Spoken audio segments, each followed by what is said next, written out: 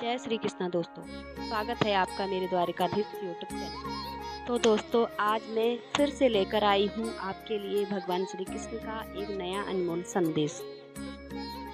यह संदेश आपके सामने आया है तो इसे इत्तेफाक समझने की गलती ना करें। भगवान श्री कृष्ण की ही सोच है जो यह संदेश आपके सामने आया है।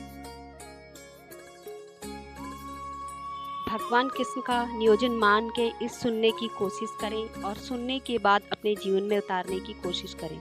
यकीन माने, जो कोई यह संदेश सुनेगा और उसी तरह से जीने की कोशिश करेगा, उसकी ज़िंदगी खूबसूरत हो जाएगी।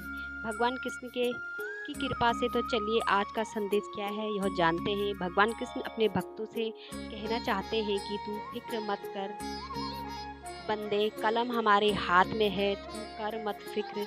जो हुआ नहीं हम करेंगे, वह जो तूने शायद सोचा ही नहीं है।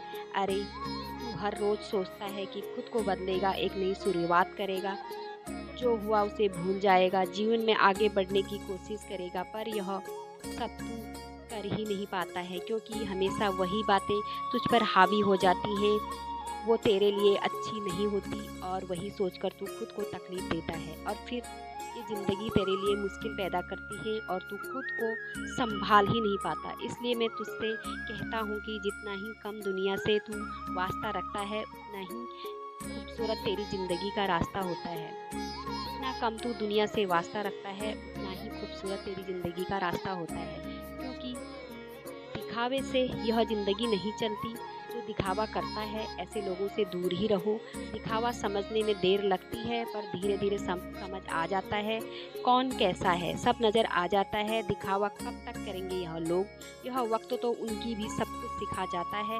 लेकिन तू एक बात याद रखना, जीवन में कुछ लोग इसलिए ज़िंदगी में आते हैं ताकि तू जान सके कि तुझे कैसा नहीं बनना है। इसलिए जो रिश्ता तुझे रुला दे, उसमें गहरा कोई रिश्ता नहीं, और जो रिश्ता तुझे रोता हुआ छोड़ दे, उससे कमज़ोर कोई रिश्ता नहीं, और जो आपकी खुशी के लिए हार मान ले, उससे आप कभी जीत ही नहीं सकते। और ऐसा कोई व्यक्ति अगर तुम्हारे पास है तो उसे समझ लीजिए कि कोशिश करो, उसे समझें, अपने आप से दूर कभी मत करो। इस दुनिया में तेरे पास अगर ऐसा कोई नहीं है तो चिंता मत कर, यह कृष्णा हमेशा तेरे साथ रहेगा। और कोई कुछ भी कहे, स्वयं को शांत रखना सीखो, क्योंकि धूप कितनी भी तेज क्यों ना हो, समुद्र को सुखा नहीं पाती।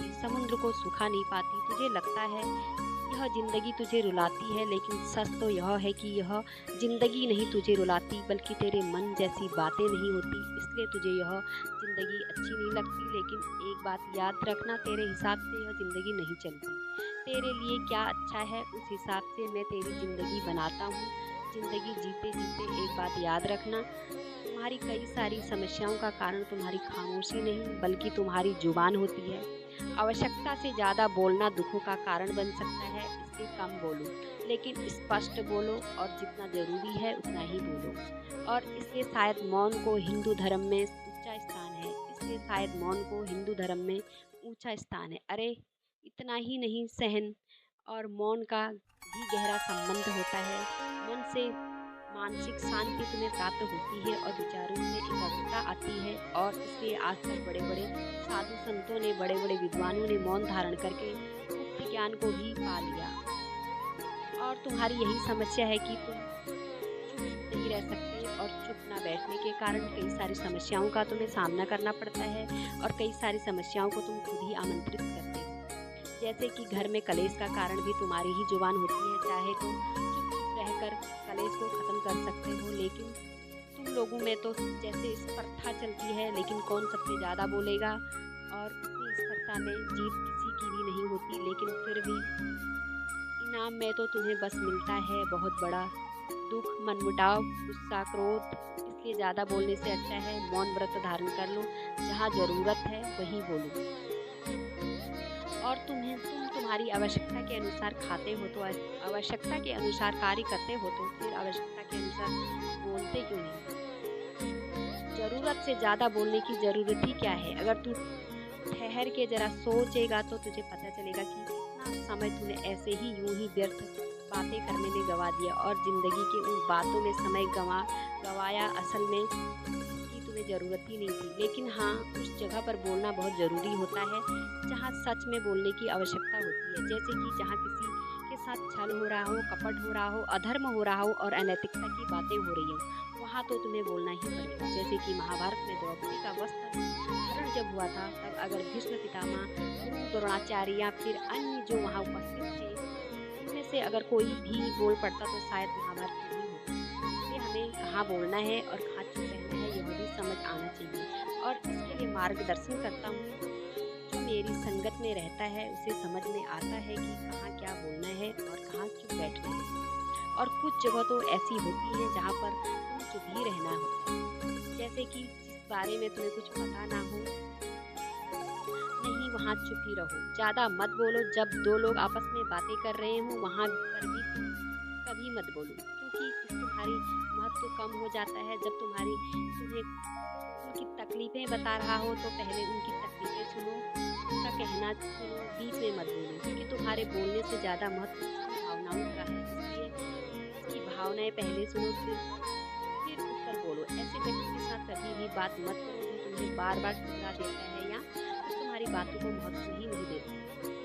तुम्हारे आसपास ऐसे कई लोग होते हैं जो तुम्हें कुछ भी कहो लेकिन यह अनसुना कर देते हैं। अगर तुम्हारे आसपास ऐसे लोग मौजूद हैं तो उनके साथ कभी बात मत करो।